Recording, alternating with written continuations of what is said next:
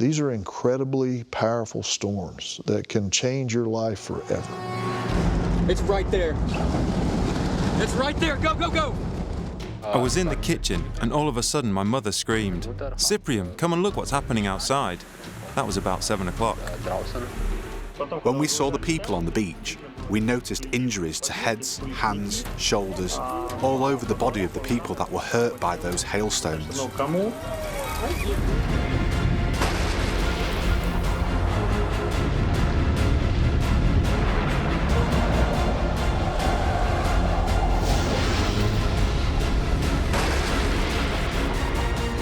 World's wildest weather. Catastrophic and strange weather events from around the globe, filmed on camera by those caught up in the chaos. Expert meteorologists explain the causes behind the events and show us why our weather is becoming so challenging and life-threatening. Our weather patterns are becoming so much more erratic and unpredictable. Springtime in Germany should be a gentle time as the sun begins to shine and the flora starts to grow. At the end of May 2016, southern Germany was experiencing a very different type of spring. Das Wasser hat in ein paar Minuten. The water arrived in just a few minutes. Everyone saw the water.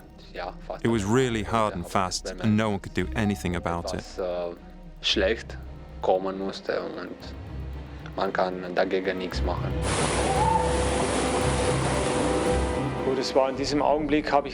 It was clear in that moment that it was a catastrophe, a disaster.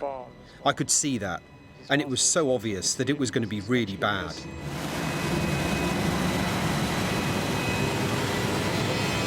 The rains were relentless. The rivers swelled, and then came the flash flooding, which led to a devastating event in Brownsbach.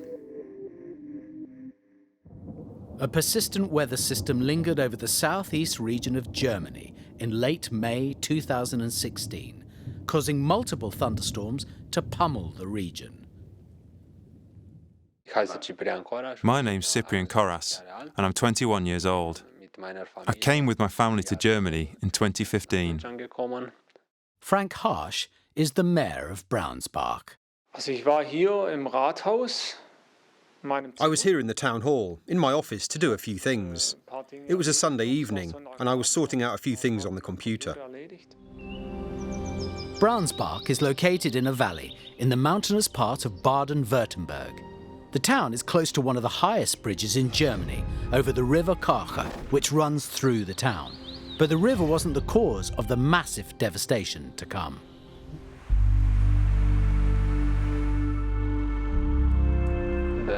On the 29th of May, it was sunny all day long.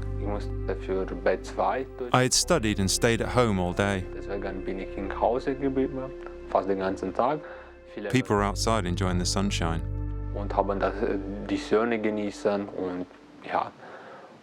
Then all of a sudden, about 6 or 6:30, it started to rain.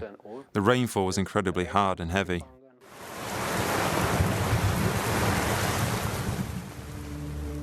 Now let's talk numbers here. The amount of rainfall over 24 hours was around 122 millimetres.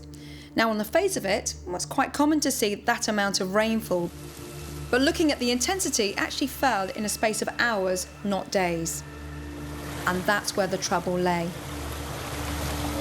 The power of such an amount of water is totally off the scale. In fact, when calculations were done after the event, it turned out that this rainfall event in itself happens 1 in every 3,000 years.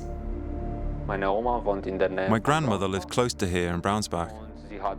She called us and said the water was rising in her village, which is an even smaller place than here. And she wanted to know if the water was affecting us too. There are many small streams in the area running off the hillside. These are normally gentle trickles, but the intense rainfall was turning them into a raging torrent, threatening to deluge the area. And some of these intense thunderstorms rained over the mountainous area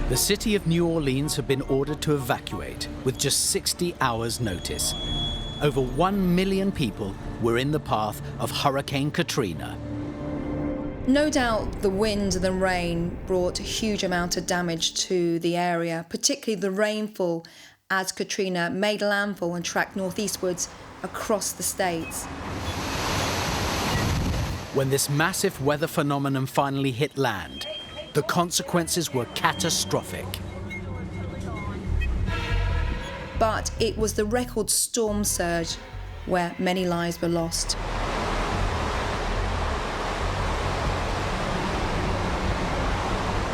The thing is floated up the side. It's over the mailbox. This is about 30 feet already, isn't it? The storm surge associated with Katrina was 10 meters. Unimaginable. It was estimated that 100,000 people were stuck in New Orleans as Katrina hit. Some chose to stay, and many were unable to leave. Oh man, we haven't got no ice. You've got to be kidding me. Holy! That's the Gulf of Mexico. We're just walking through water in the library. Vast majority of New Orleans, Louisiana is underwater. Tens of thousands of homes and businesses are beyond repair. A lot of the Mississippi Gulf Coast has been completely destroyed. Mobile is flooded. We are dealing with one of the worst natural disasters in our nation's history. Hurricane Katrina ravaged the Gulf Coast for 3 days, affecting 90,000 square miles and demanding the largest deployment of the National Guard in American history.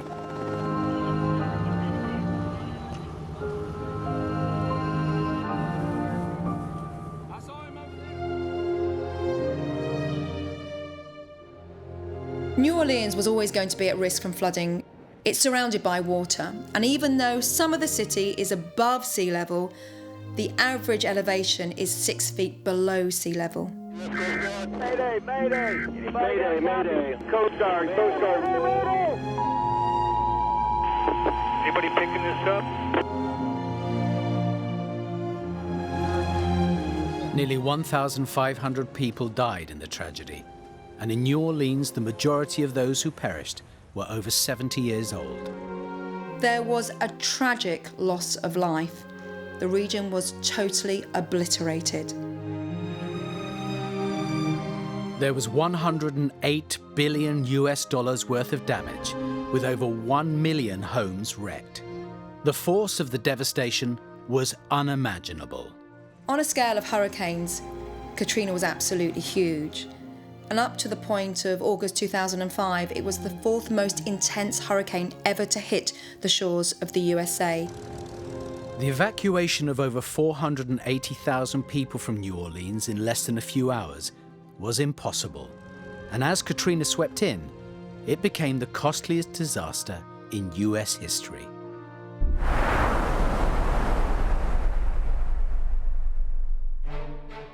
The southwest area of Germany was being hammered by multiple thunderstorms and excessive rainfall patterns during early 2016. And these intense weather events were causing problems all over southern Germany. It started to rain at 6:30 in the evening, and by 8 o'clock, the flood had arrived.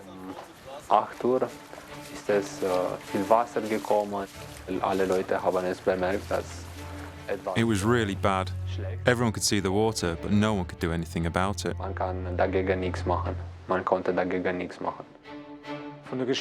Everything happened very fast, practically in a matter of a few moments. Of course, it all started with the rain, then later on the flood came suddenly. Then came the mud, all like dirty water, and then came the cars and the rubble. The whole thing happened within, I'd say, between an hour and a half. The flood happened very fast. So it was the intensity of rain, the amount of rain in a short period of time, and in one spot it was measured as 90 millimeters in just 1 hour. Brownsbach, translated into English, means Brown Creek. The usually gentle streams surrounding the town were now at breaking point.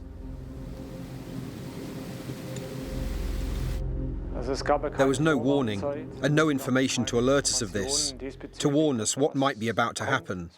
It was completely unexpected.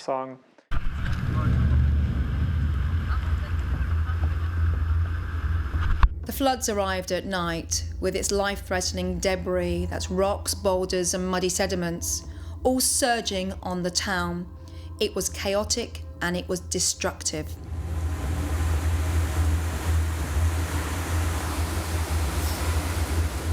Und die hatten so eine Kraft, dass wir, ja. It had so much energy, we did not actually realize what was happening. Eigentlich passiert ist.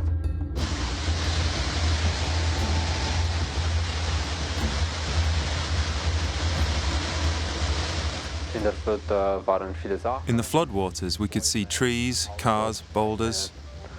Alle Sachen Mögliche. Wir haben es nicht. We were really unsure if people were safe, but we couldn't see anyone in the floodwater.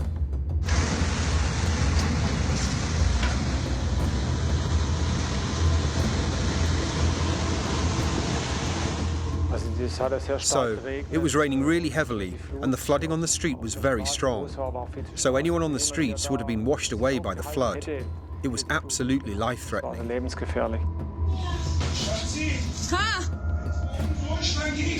Nein! My parents were very afraid, and me too. But what can you do if such a natural disaster arrives? So eine Naturkatastrophe kommt. Meine Eltern waren. My parents were on the second floor, and I was on the first floor. The tenant who used to live with us was on the ground floor, and we were all in the attic within minutes. Sind alle in ein paar Minuten im Dachgeschoss gewesen. Natürlich, ich habe große Angst gehabt und. Of course I was scared, and you feel like you're completely paralyzed, because there is absolutely nothing you can do at that moment except just wait. Man kann einfach nur warten. People were forced to stay in the back of their houses to escape. Some people even climbed onto the roofs. We had one case where a man was in his car. He was trapped in his car. The floodwater took him away and spat him out again, as you would say, 3 kilometers downstream.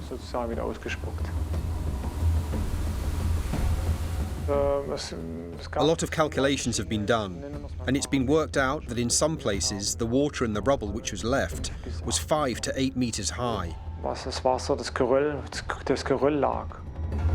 The flash flooding brought with it 50,000 tons of debris, crashing into the small town of Brownsbach, with just a population of 924. Can you imagine? Rubble 3, 4, 5 meters high. What this means just physically to carry so much material. That's gigantic. A gigantic amount of rocks, boulders.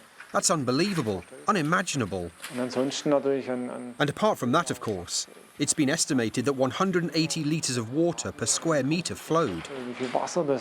It's an enormous amount of water.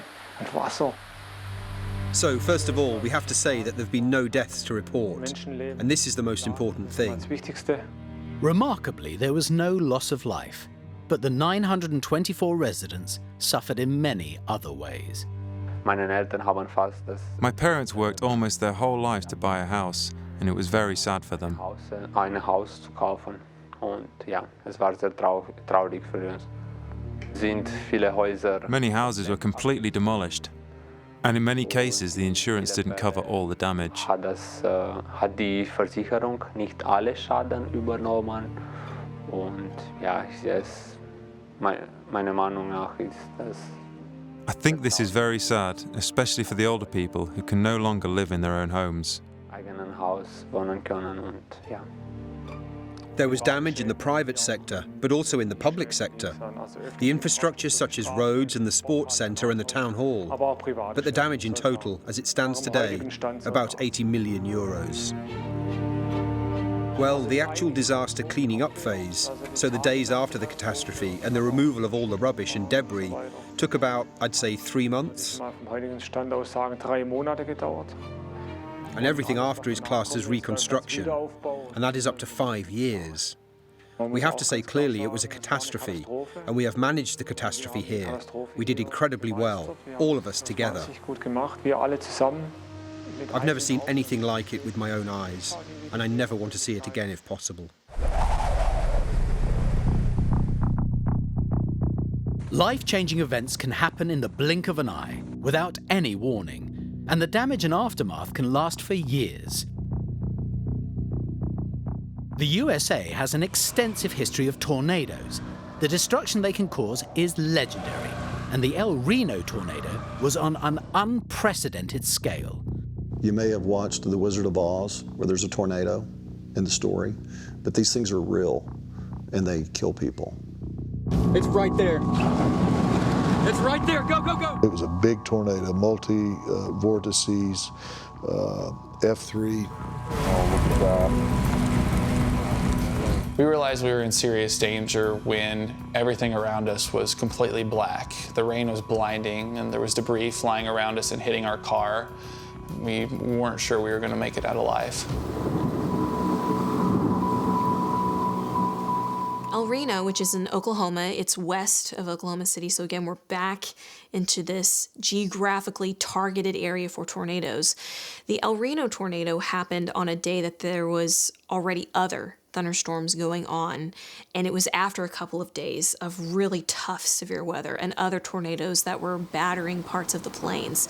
So this is day 3 of a rough round of severe weather. Significant tornado here now coming into downtown Oklahoma City, and we're talking about just about 2 miles now. You really don't know exactly where they're going to hit or when or anything like that, but when the conditions are ripe for a big tornado, you just feel it in the air. I mean, you can feel the humidity and the stickiness of the atmosphere, and you can just feel it. You just know that something's coming. 11 days earlier, the town of Moore had suffered major damage from an EF5 tornado. 24 people had died, and the region seemed ripe for the formation of another huge tornado. But now you're on day 3 and you get all these subtle little boundaries, these subtle differences between wind shifts that happen at the ground left over from the previous day's dead thunderstorms. So now you get these other little subtle boundaries that can serve as trigger points. It's almost like you're recycling the same moisture and the same mess over and over again each day. Greg Winters, superintendent of the Canadian Valley Tech Center, had hundreds of students in his charge. Tornadoes in Oklahoma are very commonplace, and that's unfortunate. I mean, that's just what we live with. We live with tornadoes, and that's just kind of part of it, and you do get a little bit desensitized. When we have tornadoes coming through, we have our TV stations have helicopters flying in the air, live shots, video live shots of tornadoes. It's almost like we watch tornado coverage in the spring of the year in Oklahoma like we watch athletic events.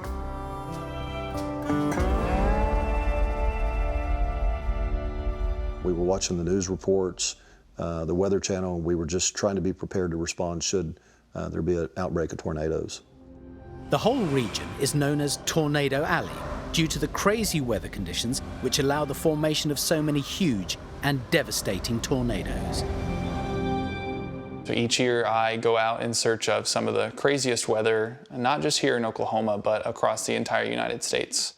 Brandon Sullivan is a storm chaser and meteorologist.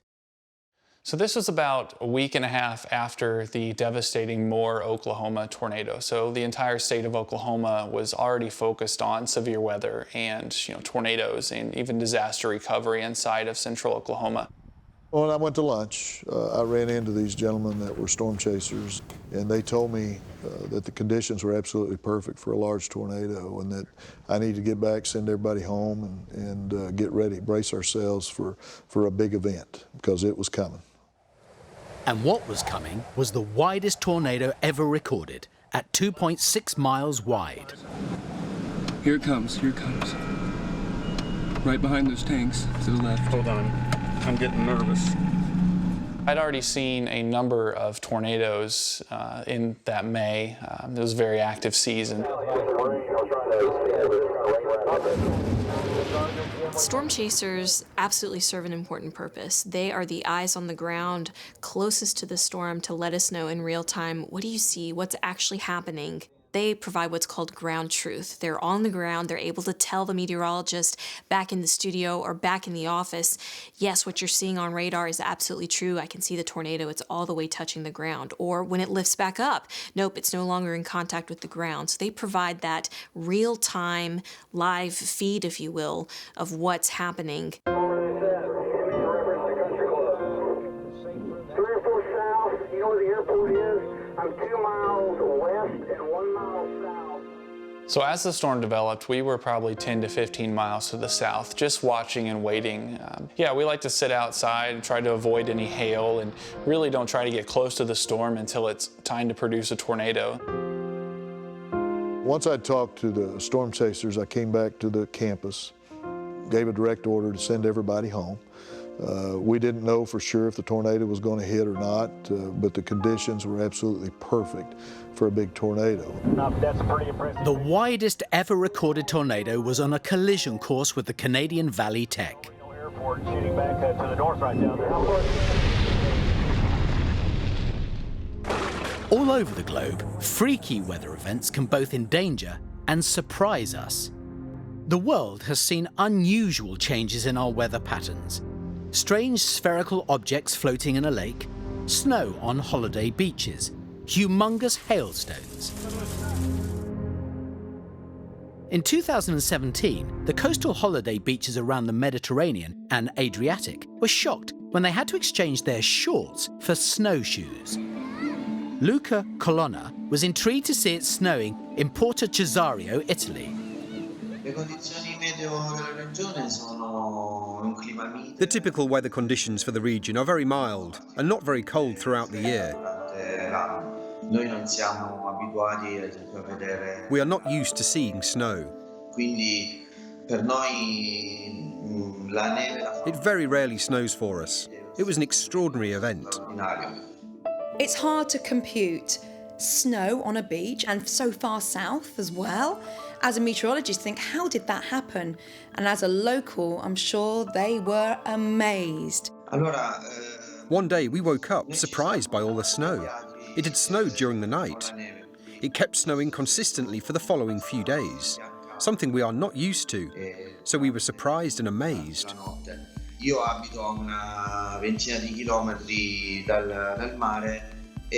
I live about 20 kilometers from the beach, so I took the car despite all the difficulties, as we were not prepared for that kind of snow, so it was very difficult for us. It was snowing a lot that day, and as I got closer to the beach, there was more and more snow. There was Storm Axel across the Baltic states, which caused a lot of flooding. It then gradually drifted its way eastwards, and what that meant, there was a feed of very cold air on its eastern side coming in from the Baltic states and also Russia. The air was frigid, it was so cold. And that flow of air just flowed down towards the Adriatic, across a relatively warm sea towards Italy. We arrived at the beach and we were stunned by all the snow. It was heaven. A fantastic landscape unfolded before our eyes.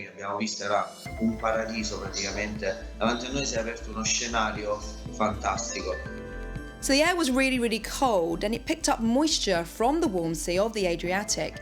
And then something called the sea snow effect happened, where the moisture rose into the air, and because the air was sub-zero, you didn't see raindrops, you saw snowflakes, and that snow was dumped on the coastline. It made me and the other people on the beach very emotional. Because it was a very unusual sight. It felt like being in heaven. I'm sure local people in Spain were going, oh my goodness, snow in Italy, we'll never see that. Well, cue a week later. In Torrevieja, Spain, Xavi Lassalle found himself equally shocked by the sight of snow. I just woke up and suddenly I looked through the window, I saw the snow. I said, oh my God, that's incredible. I need to take my camera and go downstairs and go to the beach because it is very rare. By then, there was a little low across Italy, so the steering flow was coming in from the northeast. The wind picked up some strength, blew across the Mediterranean Sea.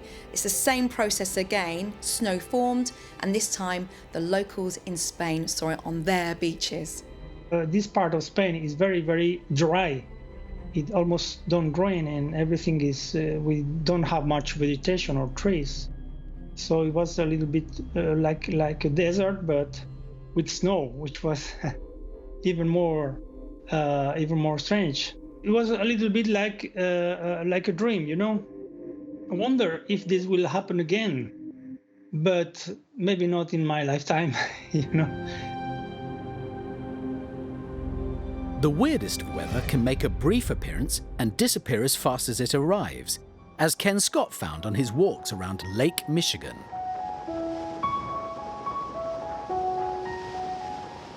We get ice every year here, and we never know to what degree it's going to show itself. And I'm always out hiking along the shorelines to see what can be seen. And especially in the wintertime when we get ice formations, one of the things I look for are the ice balls because they are pretty elusive. Nature is always in a process of movement, moving along, and with ice that happens as well. So the ice sheet, which basically covered much of the lake, occasionally breaks off with the action of waves. And then these blocks of ice get transported by the water towards the lake shore. But what happens in this process, there's a continual freezing and melting of these ice chunks as it moves with the water, and they become eroded. The couple times I've seen them, I've always assumed that I could go back and study them photographically further, and the next day I go back and they're gone. So I've learned that when I find them, I have to work them right then because I don't know where they're going to go or where they're going to be next. So rather than having sort of discrete chunks of ice, so they become much more spherical.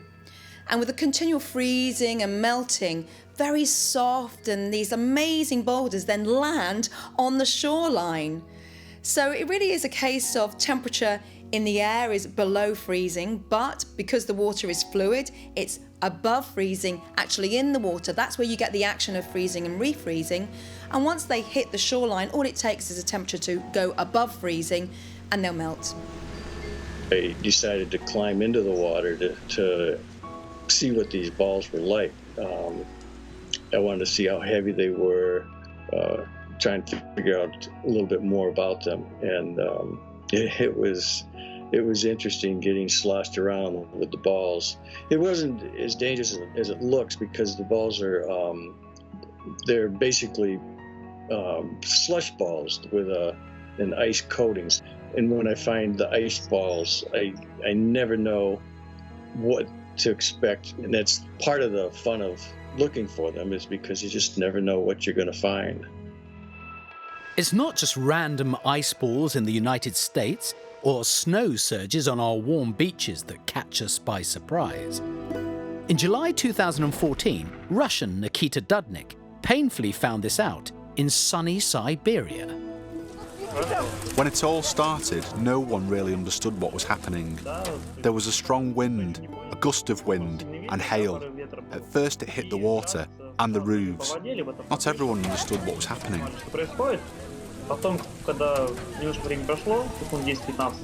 Large hailstones form in really deep and intense cumulonimbus clouds. Cumulo means heap, nimbus means rain-bearing. But the key feature of these clouds, and they are absolutely huge, they're the mother of all clouds, and their base may be only 3,000 feet, but they will rise to around 20,000 feet. So they can rise up to 6 or 7 miles into the upper atmosphere. And the key feature of these cumulonimbus clouds is the updrafts and downdrafts. They become violent.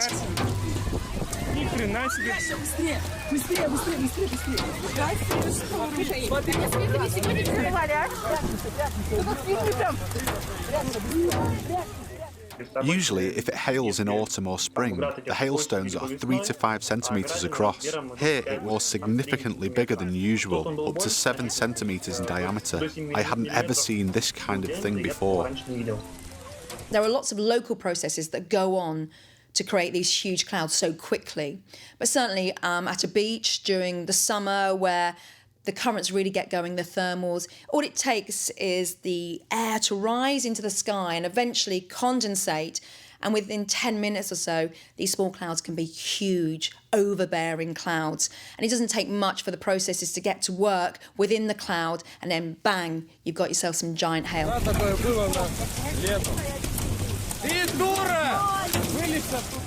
When we saw the people on the beach, we noticed injuries to heads, hands, shoulders, all over the body of the people that were hurt by those hailstones. The time went so quick because of a bunch of emotions and scary feelings. It was the only time in my life that I've experienced that kind of natural phenomenon. It was unforgettable. It's going to stick in my memory for a long time.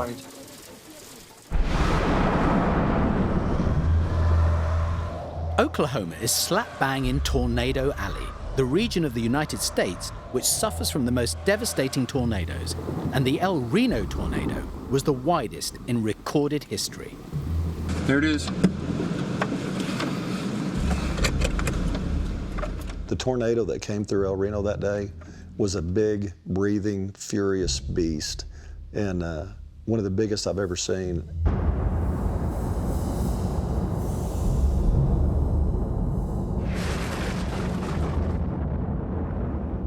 This tornado is like nothing I've ever seen before that or since. There it is. I can see it on the camera. It was incredibly powerful, unpredictable, and deadly. The lightning intensity with the thunderstorm was phenomenal. Lightning strikes almost constantly once the storm got going. The sky became dark really quick. We turn on the TV and we watch the guys in the helicopters, and they're giving live shots of a tornado that's on the ground now, south of El Reno. It's going to be just right on the east side of Fort Reno Road, just about a half south of Jensen. I'm at Jensen and Reformatory. And this beast was almost impossible to predict. Now, with most tornado outbreaks, they tend to track northeastwards across Tornado Alley. This one didn't. This one was complex and unpredictable. And it tracked southwards at least twice, catching so many people out. The big tornadoes usually move from southwest to northeast. This one was moving northwest to southeast. Once the tornado actually formed, it was something like I've never witnessed before. The tornado was morphing, one tornado, and then there'd be a couple tornadoes at once, and it would move left and then move right. It was awe-inspiring and something I'd never seen before, and quite frankly became mesmerized by it. So we're talking here supercell development, and it's the extra rotation which allows these secondary vortices to develop. And these are intense, localized areas of low pressure, almost like a vacuum, which sucks everything from around and sprays it up into the main cloud. So we've got lots of processes going on, and most of them are incredibly violent. And all it takes is extremes in temperature and also humidity, so the dry air clashing with the moist air, cold air clashing with the warm air, and you get something which is pretty much a perfect storm. I think a lot of people think that the wind, when it comes through and it's moving in your direction, that the wind is blowing from it, but it's actually pulling air in. It's actually drawing air from all around it, and it's sucking it in and then spinning it up. And it's extremely loud. Yeah, it's a pretty terrifying, if you get too close, it's pretty spooky.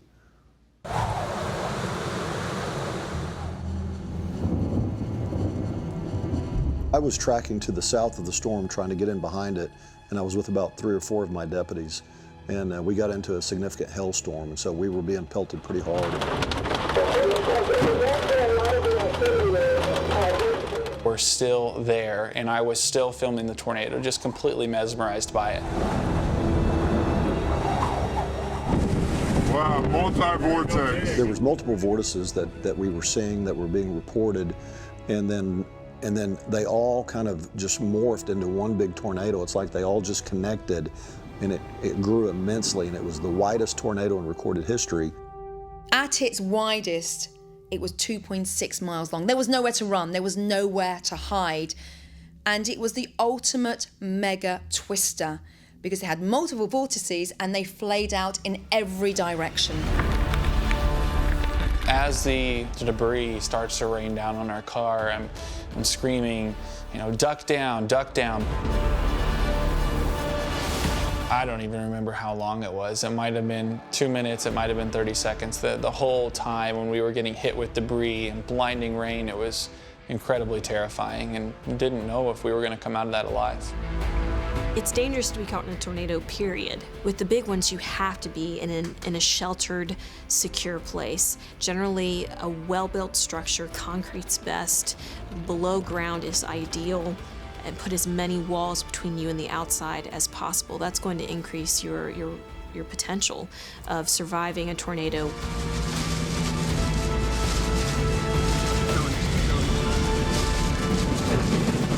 Get an adrenaline rush. It's kind of like being in a high-speed pursuit, knowing that it's very risky, but you know, fortunately there's people that sign up to do this. Chris and his fellow deputies were circling the tornado, tracking it, and trying to help anyone caught in its path of destruction, and Greg's college was going to be destroyed. I knew then that our school was in trouble, that we were right in the path of a very, very large EF3 tornado. It's right there, you see it? Storm chasers have to be prepared to get out of danger quick. Go, get the tripod, just drive. So typically tornadoes will move from southwest to northeast, or at least move east. Well, this tornado all of a sudden took a hard turn and actually started moving southeast, which blocked our escape route to the south. A tornado which has winds of around 150 to 200 miles an hour has a huge amount of energy entrained within it and releasing that energy in the form of wind, equivalent to 1 billion watts, which is equivalent of a coal-fired power station, servicing at least a couple of big cities. But within these mega twisters, the energy is far greater, 40,000 times greater. So we're talking here around 40 trillion watts generated from a supercell system. Yes, unfortunately, sometimes people make bad decisions and they think that they've got time to maybe accelerate and they can get down a particular road before the tornado or the storm crosses, and sometimes they're not able to make it. And that's what happened in our county. We had several people that were in automobiles and they miscalculated and they got caught up and ended up as victims. The unpredictability of this tornado was scary. Its vast howling energy took even experienced storm chasers by surprise. You okay? Yeah. You're fine. Don't move. Get down. Duck down. Duck down. Ow! Fred, if you don't go south, we're gonna die. The tornado switched path again, amazingly saving Brandon and his team from certain death. Had the tornado not changed direction, I think it would have been a very different outcome. Or the tornado continuing on the same path, that we might not have made it out. 4 storm chasers died that day, along with 4 other people. The huge behemoth of the El Reno tornado wreaked havoc for 40 minutes. The estimated damage was over $50 million. I was devastated. I just could not believe the extent of the damage that we had suffered. El Reno was lucky. The tornado was 2.6 miles wide, with winds in excess of 295 miles per hour. We were very fortunate, even though we did have the loss of life, that this tornado did not go through a major population area. But luckily, its path avoided a heavily populated part of town, so the death toll was limited to 8 people. Well, I've seen some pretty bad ones. This was probably the worst that Canadian County has seen. You have to respect them.